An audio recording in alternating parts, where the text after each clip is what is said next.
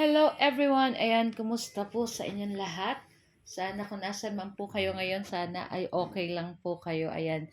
So for today's video ay samahan niyo po kaming kumain at saluhan niyo na rin po kaming kumain itong ating napakasarap na pizza. So matagal na panahon na rin po yung last kaming kumain ng pizza kaya medyo na-miss namin ng aking 3 sons. Kaya ayan, so nag-order po kami nitong ating Angel's Pizza at yung ating flavor na kinuha, yung all meat, yung lahat ng meat nandun na.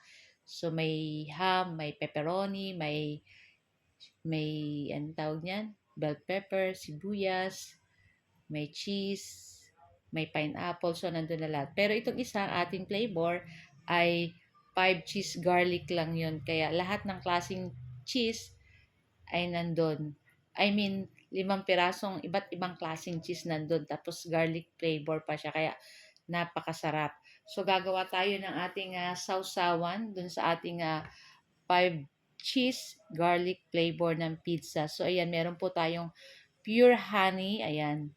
Naka-try po kami nitong kumain dun sa isang pagkain ng Italian pizza. So, masarap po yung ganitong may sausawan na honey, pure honey, tapos lalagyan nyo ng chili flakes. So, kaya bumili kami ng ganitong honey. So, pig-try lang namin yung maliit lang pong honey kasi ang honey medyo mahal po. Kaya maliit lang yung ating binili. So, yan na nga at itatry yan natin dito sa ating 5 cheese garlic pizza. Ayan. So, unang kagat pa lang, nako guys, kulang sa amin yung isang ganito. Dapat pala dalawang 5 garlic cheese na lang yung in-order namin na flavor nitong ating angel pizza. Kasi super yummy. Talagang gustong-gusto nung aking 3 sons. Ayan. So, okay lang naman. Masarap din naman po yung all meat kasi lahat naman po nandun na. All in one. Nandun na lahat sa isa. So, may meat. Kaya, pero para po sa akin, mas gusto ko yung ganito. Ayan.